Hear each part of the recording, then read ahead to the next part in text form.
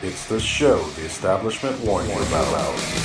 That's right, it's the Dr. Tommy Show. Welcome. Joining you from the free state of Florida, from Echelon Health Studios, where we've been since 2013, but not in this same place. Anyway, this is Dr. Tommy, and today I wanted to talk about some Westerns that I've been watching and Westerns I've seen in the past.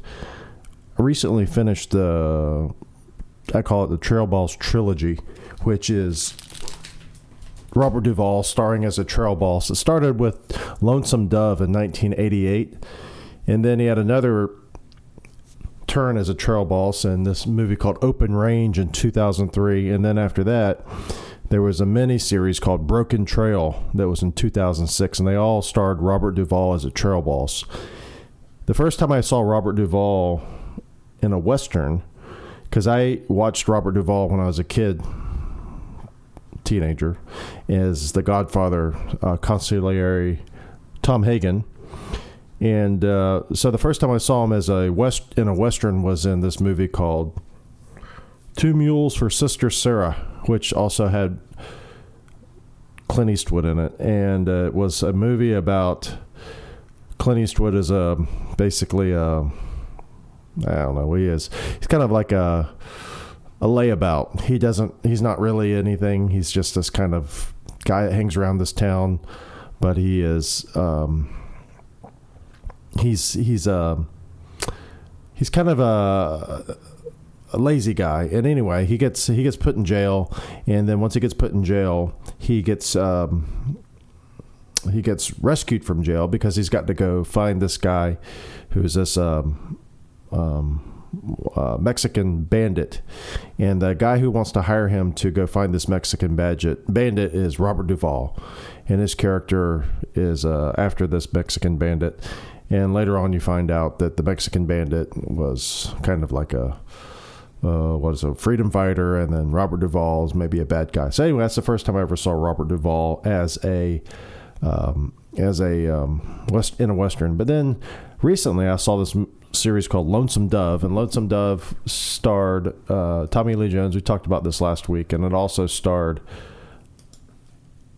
Robert Duvall. And Robert Duvall and Tommy Lee Jones are trail bosses, and they're taking these horses that they actually stole, and they stole them. They take some horses and cows, and I think at one point in the movie, Duvall says, I think we stole 90% of these horses, or 9 out of 10 of these horses we stole. Anyway, they stole them from a Mexican bandit who, to be fair, had stolen from them and back and forth. So it was like equal. They weren't just stealing outright. They were stealing back and forth. So that was a movie called Lonesome Dove. It was in 1989, and that was that was broadcast on network television, interestingly enough. And that movie kind of started the Western resurgence. Prior to that, Westerns were old hat. And I think the last time there was I wasn't of age then, so I was a kid, but based on what I can tell, the last time there was a really popular Western that did well was maybe in the 70s. And so Westerns were kind of seen as old hat, and they were boring and kind of like what they call boomer stuff now. You know, it was just old. So Robert Duvall was in that, and Tommy Lee Jones, and they, like I said, they re-energized the Western genre in that show. That show was about these two guys who travel from Texas. Lonesome Dove is a ranch in Texas, and they travel, and they're trying to get to Montana. And along the way, they encounter some trouble, and the guy they encounter, one of the guys' name is Blue Duck. And Blue Duck is a bad guy. Blue Duck is what they call half-breed, so he's half Indian and half white, I think. And Blue Duck's a really bad guy, and Blue Duck basically is the antagonist for them on and off the route amongst other antagonists. And then so that's the first of Duvall as a trail boss. And then later he becomes a trail boss in this movie called Open Range. So Open Range is in 2003, and Open Range is an interesting movie because it's starring Kevin Costner near the height of his fame. Kevin Costner back in the day was I guess in the 90s and into the 2000s, he was a big star. And Kevin Costner actually directed this film, and it starred Robert Duvall. And Costner said, and I've seen this interview, he said that he wasn't going to do the movie unless Duvall agreed to star in it. And he was going to give Duvall top billing because he was out of respect. And so Robert Duvall has top billing. And this movie is read the summary here on IMDb, says, a former gunslinger is forced to take up arms again when he and his cattle crew are threatened by a corrupt landowner. So Costner and Duvall, again, are trail bosses. Well, Duvall's the trail boss and Costner's the lieutenant. And there's two other guys in there. One of the guys is an orphan that they found, and when they found him, we find out later on in the movie, Duvall says that he didn't speak a word of English and he was eating out of a dumpster. So they rescued this guy, and then they have this other guy with him who's he's a helper. I think he's kind of the cook. And if you see these movies, these westerns, there are characters that are involved. So you have a trail boss, and you'll have the cowboys, and then you'll have a cook. And I think this guy was the cook. But anyway, you guys will recognize him if you've seen ER. He was the television show ER. He was the heavy-set nurse on ER. I don't even know if he was a nurse. He might have been like here he is right here. He might have been a front desk person or something, if anybody's worked in the ER. The person just sits at the front desk. Anyway, this guy here, let's see if I can blow his picture up. So he was in there, and then so they make their way across the country, and they're trying to get to where they go, and then they run into some trouble with the marshal who is working on behalf of the corrupt landowner who, well, I don't know if he's corrupt. I guess he is corrupt because he basically doesn't want anybody crossing the land and free grazing, as they call it, which was legal, but looked down upon by people like this corrupt landowner. And so that movie goes through its plot and everything, and in the end, all westerns have this familiar, I guess, plot where there's two parties usually, maybe sometimes three, but there's usually, it starts off fairly peaceful, and then there's some altercation, and then there's this kind of confrontation, but the confrontation is going to take place down the line, and the confrontation is going to be a battle, and sometimes it's between good and evil, and sometimes it's just a battle between two people who aren't that good or that evil, and they're going to try to best the other party. But Open Range follows that same format. And later on, we learned that Kevin Costner in this movie is actually a former Civil War. I guess he was special ops. I think he was. He was basically a badass in the Civil War, and he had put that behind him. And he's trying to put that behind him. But as we all know in these movies, sometimes you have to bring your former talents to bear, and he does that. So that's Open Range. Very good movie.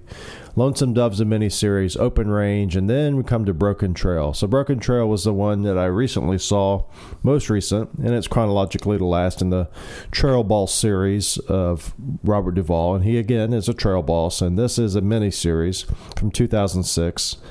And it stars Thomas Hayden Church, which, if you're familiar with the show Wings, he was in Wings. And he's been in other things. He was in Spider-Man. He's a recurring character in the Spider-Man movies. But Thomas Hayden Church is in this movie, and he's the counterpart to Duvall along their journey. And then this journey, they have Duvall is the uncle of Thomas Hayden Church's character. And Duvall has recently come into some money, and the way he's come into some money is Thomas Hayden Church's character's mother has died, and because she's died, she has left the family ranch to Robert Duvall, and this bothers Robert Duvall because he knows that his nephew is probably the rightful heir. And we learn later on that Thomas Hayden Church is conflicted too because he left the ranch and he left his mother, and there was a kind of a falling out between the two. And then so Duvall has this idea. He says, I'm going to use the ranch. I'm going to mortgage the ranch, and I'm going to mortgage it and then also borrow that money, use that money that I got from the mortgage, and I'm going to buy some horses. And then we're going to take these horses across the country to Oregon, because at the time, this is set around the time of the end of the 1800s, the Spanish-American War was going on, and the British also needed horses for something I can't remember. What war they were doing, I can't remember. But anyway, there was a need for horses, and they were going to take the horses across the country. And as you imagine, they run into trouble. And in this movie, they run into trouble in the form of, let me see if I can remember.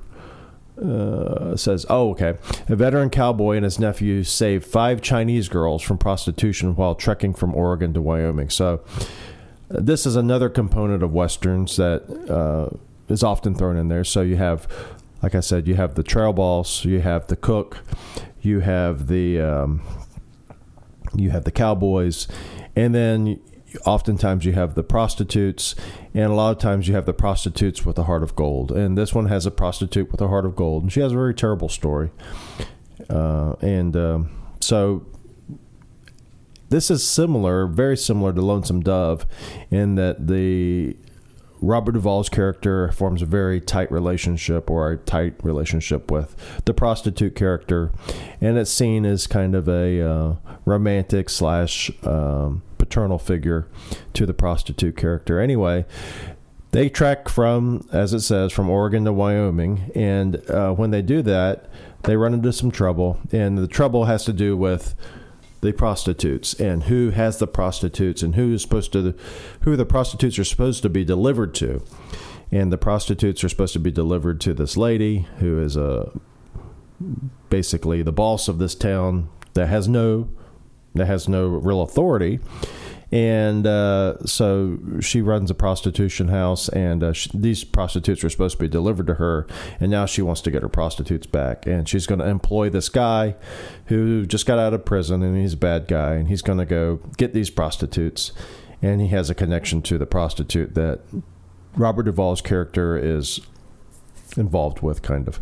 So that's another great, I think it's great. I would call it very good. Let's put it that way. I think Lonesome Dove is great. I think Broken Trail and Open Range are very good. So those are 3 Westerns that are, I call them the Trail Boss, Robert Duvall Trail Boss trilogy.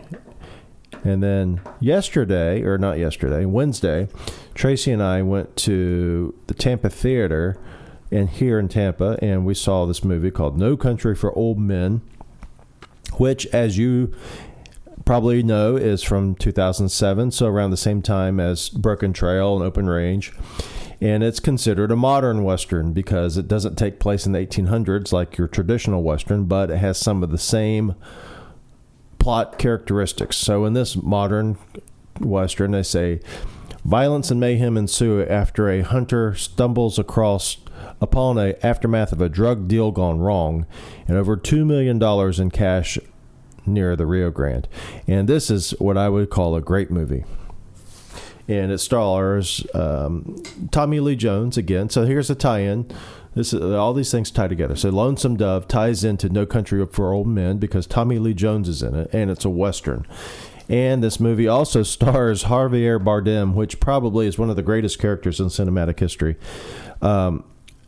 I'm going to show this next week because I'm getting the new computer, and this computer is going to be a real streaming powerhouse, because right now I'm running off of a 2018 Mac Mini, but I'm getting a brand new Mac Mini. So anyway, I can't show the trailer right now because it'll bog down the feed, but I'll show you this next week.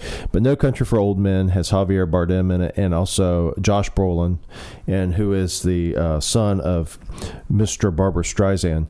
And this movie is, like I said, it's a great movie. It starts off, like I say, Hunter stumbles across a drug deal gone wrong. I actually read this book.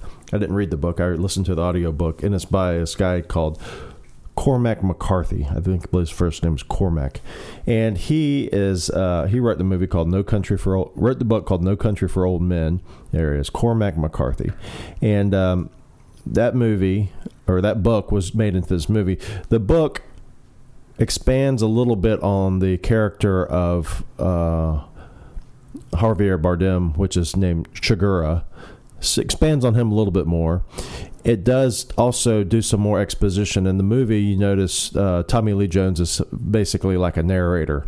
And the movie follows, although Josh Brolin's the main character from a protagonist standpoint, Tommy Lee Jones is basically the narrator of the movie. He's the one, we're in his conscience throughout the movie from the beginning to end. And so the book expands upon that a little bit more, and there's these expositions where there will be a in the movie there, Tommy Lee Jones is talking over a scene and he's describing something in his life, but it's not related to the scene necessarily. So we learn a little bit more about his character in that book. And also in the book, this movie also explains a little bit more. I'm sorry, this book explains a little bit more about the movie, because in the movie it's not really clear what's going on. There's three parties. And so you have Josh Brolin, who's this kind of guy, accidentally finds this money, and then you have Chigurh, which is Javier Bardem, and he is the one that was hired to go find the money. And then you have some Mexicans who are the ones who are out the heroin. So there's a heroin deal that goes down. They call it Mexican brown dope in the movie, but it's heroin. And so I believe it's the Mexicans were bringing the heroin, and then there were some people going there to buy the heroin, and that's when things happen. And so the Mexicans are involved in the book more, and you see that related, how there's like three parties. It's kind of like in The Good, the Bad, and the Ugly. There's three parties. You know, there's Clint Eastwood. There is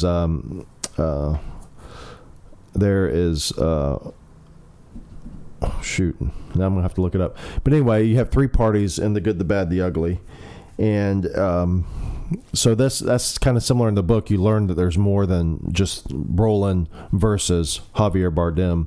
It's Brolin versus Javier Bardem versus the Mexicans, who don't have a name. They're just called, in the book, Mexicans. But anyway, that movie is a great movie. That movie is great. It ends, when we saw it in the Tampa Theater, the way it ends, it's basically people just sit there and they're like, oh my gosh, it's over. Or is it over? Or it's one of those movies. There's no like, riding off into the sunset or celebration or anything. It just kind of ends. And some people hate those type of endings. It's not a surprise ending, but there's no real resolution. You have to kind of think about it on your own and figure out what it means and this, that, and the other. All these movies are different than movies that are made today. Movies made today are so, I guess the worst example is Netflix movies. No offense to anybody out there who loves Netflix movies, but Netflix movies are in my mind, the most simplistic form of movie making that's can be even imagined. Paper thin characters, paper thin production, plot lines that are entirely predictable, and then quality of the screenplay is usually, just. I won't watch one almost by rule. But anyway, these movies are great. No Country for Old Men, Lonesome Dove, Open Range, Broken Trail. Now, so what's the next movie? So the next thing I want to talk about is Deadwood. Deadwood was called, what did they call it when it came out? I don't know if they called it they used the word, what do they say? They're so common now that this is a typical Western, but they used to call revisionist Western. So back in the day, before I was born, in the 60s, the Westerns were black hat versus white hat. It was really clear who was the bad guy, who was the good guy. And then around in the spaghetti Westerns is when they started doing what they call revisionist Westerns. And revisionist Westerns meant that there was no clear-cut good guy and bad guy. And I guess that's been around so long that I kind of don't even call things revisionist Westerns anymore. But they call Deadwood a revisionist Western because... here's a good way of thinking about it. In the 70s, Clint Eastwood, actually, John Wayne wrote a letter to Clint Eastwood, and I think this is after he made High Plains Drifter. And he criticized Clint Eastwood for his choice of movies in the Western genre, because John Wayne was of the Western for the most part, although True Grit was kind of not this way, but John Wayne was of the Western for the most part, where the people in the West were honest and pious, God-fearing people, salt of the earth, and there were good guys and there were bad guys, and the good guys should win. Well, Clint Eastwood came into town in the spaghetti westerns along with other people, and Sergio Leone is a director, and Eli Wallach was who I was thinking about in the earlier on Good, the Bad, and the Ugly. But so, you know, the revisionist western now is kind of so common that I don't even call them revisionist western, but Deadwood's called a revisionist western. And back to the John Wayne thing. So John Wayne wrote a letter to Clint Eastwood, and he said, look, you know, these movies you're making aren't accurate depictions of the West. The West was, the people were nice, the people were good, and you really shouldn't be, you know, making these movies that depict the people as being callous and maybe self-centered and maybe not necessarily good people. And in Deadwood, it carries on that tradition. And the people in Deadwood a lot of people are very bad. And one of the people that's probably very bad is Al Swearingen, which if you look at this IMDb, here's Al Swearingen here. So Al Swearingen's the guy who owns the saloon, and also has Powers Booth in it. And it also has Timothy Oliphant. And Ian McShane plays Al Swearingen. Ian McShane is tremendous in this. And if it wasn't for his character, this movie or this show, I think, probably would not have been as good. I mean, there were some other people I read about who they were considering it, but the producers of Deadwood wanted someone who was not well known, because they wanted this character to be the embodiment of himself rather than the character. Sometimes you see characters in movies, and like, for instance, Al Pacino comes to mind. Anytime you see Al Pacino in a movie, you can't think of anything other than that's Al Pacino playing a character.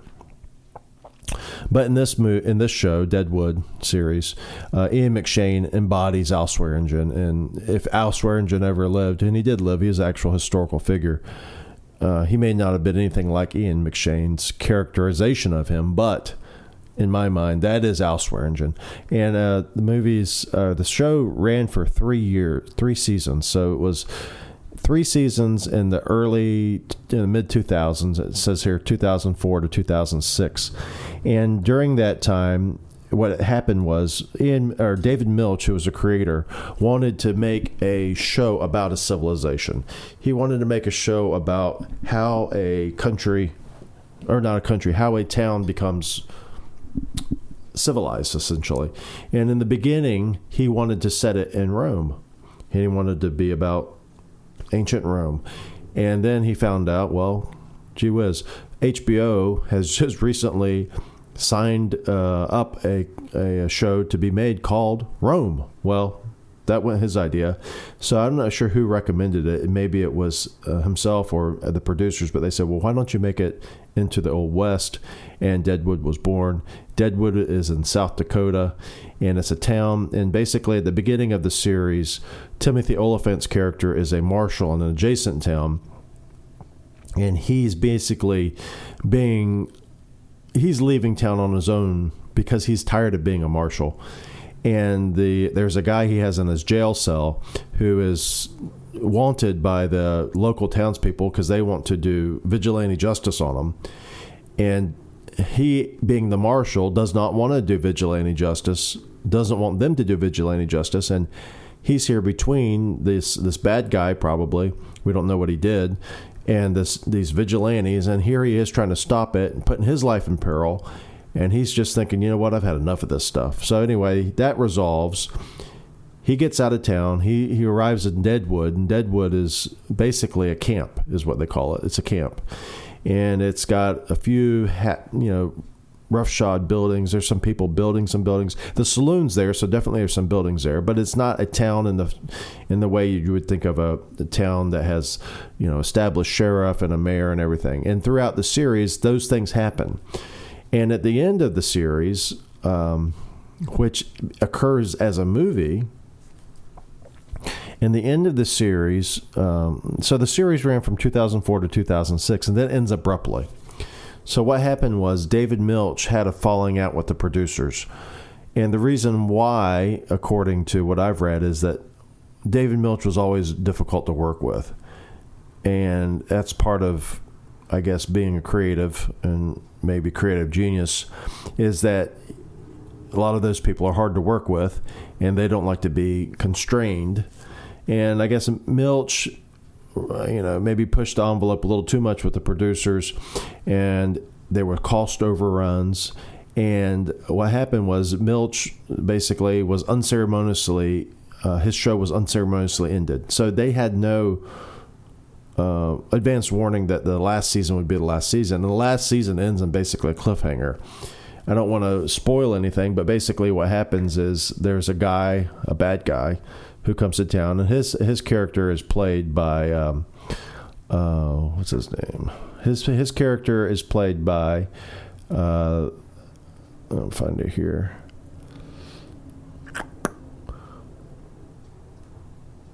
All casting crew. So anyway, so that show ends on a cliffhanger, and it wasn't until 10 years later, actually, that they finished the show. They finished the show with a movie, and the movie came out in 2019. It was called Deadwood, the movie. And that movie finished the show. And in that movie, the town of Deadwood is celebrating being accepted into the state. Because before that, they were just outlying territory. And that's an ongoing problem throughout the movie, or throughout the series, is that the people don't want to become, well, some people don't want to become part of the state because they want to remain as outlaws, kind of on the outskirts of law, let's put it that way. And they want to maintain their independence. And then there's some people who want to join and be part of it. And so when season 3 ended, there was no resolution, but that resolution, there was finally a partial resolution in the Deadwood movie, which took place 10 years later after the production, roughly. It actually took place about 12 years later. But in the movie chronology, it takes place 10 years later. So it's Gerald McCraney, who plays George Hearst, who is the grandfather of Hearst, who became the famous publisher. So Gerald McCraney, at the end of season 3, rides out of town having done some bad things, and it's really up in the air about what happened. I don't want you to be dissuaded from watching that, because a lot of times when you hear about a movie or a show that didn't end properly, you don't ever want to invest your time in it, because then you're like, well, it didn't end properly. I don't want to see it. These are movies or shows that get cut off. But although Deadwood was cut off, they did have an ending, and it probably would be better if they had been spread out over a season, because it kind of had to be crammed into one movie. But either way, it had a resolution. So watch Deadwood and watch Deadwood the movie. Deadwood, to me, did to the Western for series or for a genre what Sopranos did for the mafia movies, and that it revitalized it, and it revitalized it in a way that was fresh, and also I don't want to say revolutionary, because that's a little too strong, but it revitalized it in a way that I say caused a resurgence. Let's put it that way, because after Deadwood, you did have some more of these Westerns now being made, which I don't know if they would have been made if it hadn't been for Deadwood. So some of these Westerns that are coming out, and a lot of them are modern Westerns, like maybe Broken Trail, although it was kind of contemporary to Deadwood. Broken Trail came out in 2006, and Deadwood ended in 2006, because you could say it was influenced potentially by it. Interestingly, Broken Trail, back to being Deadwood, this is another tie-in, so all these things tie together. Broken Trail was directed by Walter Hill. And Walter Hill was a director who was fairly well known. And he was a director who was the one that directed the pilot of Deadwood. So the pilot episode of Deadwood was directed by Walter Hill. And Walter Hill and David Milch had a falling out after after the first episode, and Walter Hill was no longer involved in that. And when this first movie first came, or this series first came out, that was a big, one of the big things going around in the press is like, oh, Walter Hill's involved. And so Walter Hill then was not involved, but the series continued and continued to be continued successfully. So Deadwood did for the Western, I think, what Sopranos did for Mafia. Mafia movies after, the Mafia genre after the Sopranos, I think there was a resurgence because right now there's Mafia movies out there. So Boardwalk Empire came right on the heels of Sopranos. Boardwalk Empire was actually started by the showrunner was one of the writers and directors of Sopranos episodes, and so that was kind of a gangster. I don't call it mafia, but the mafia is involved certainly. I haven't even seen Boardwalk Empire, so that's one of the things on my to-do list at some point to watch Boardwalk Empire. But anyway, Boardwalk Empire came after that, and then there's currently a series on TV called Mobland. And Mobland is Irish mob, not Italian, and it's contemporary. And it stars Pierce Brosnan. He's the head honcho. And it is I guess that's a resurgence of the mobster genre. And then now we run into the last movie or series I want to talk about. It's called Hatfields and McCoys. Just started this one. This one's called Hatfields and McCoys. It is tied into the other stuff because Kevin Costner's involved in this one. This came out in 2012, miniseries on AMC, actually History Channel. And it says it's a dramatization of the bitter feud between two families on the West Virginia-Kentucky border in the years after the Civil War. So when I was a kid, we always learned about the Hatfields and McCoys, and the way we learned about them, I learned about them through cartoons. And the cartoon characters were Hatfields and McCoys. But I have not read that much about it. I'm going to wait till afterwards to read about the actual history of it. But this movie I just started, our series, we just started. It's 3 episodes, 2 hours apiece. We have watched one of the episodes. And like I said, it has Kevin Costner starring in it. He's not a director in this show, but he is starring in it. So that's how it ties in. All these movies are fairly, I'd consider them on the scale of brutal to not brutal. They are on the brutal scale. Certainly No Country for Old Men is brutal. Lonesome Dove, even being on a network television in the early 80s, as limited as you would have thought that violence could have been back then, was very, I think, borderline rated R. But it was on TV apparently, and I didn't see it then. I didn't see it till recently, like I said. But Lonesome Dove was not as brutal as No Country for Old Men or Deadwood. Certainly didn't have vulgarity in it as Deadwood. The Deadwood, if you are watching Deadwood and you're sensitive to dirty language, don't watch that. It set a world record for the F word, apparently, in the first episode, the pilot episode. And so don't watch that if you are sensitive to that or that offends you. So Deadwood has vulgarity in it. So Hatfields and McCoys, just started that. It seems to be, like I said, on the brutal index, more towards the brutal side. And then Broken Trail and Open Range. So none of these are like movies that you probably want to watch with little kids.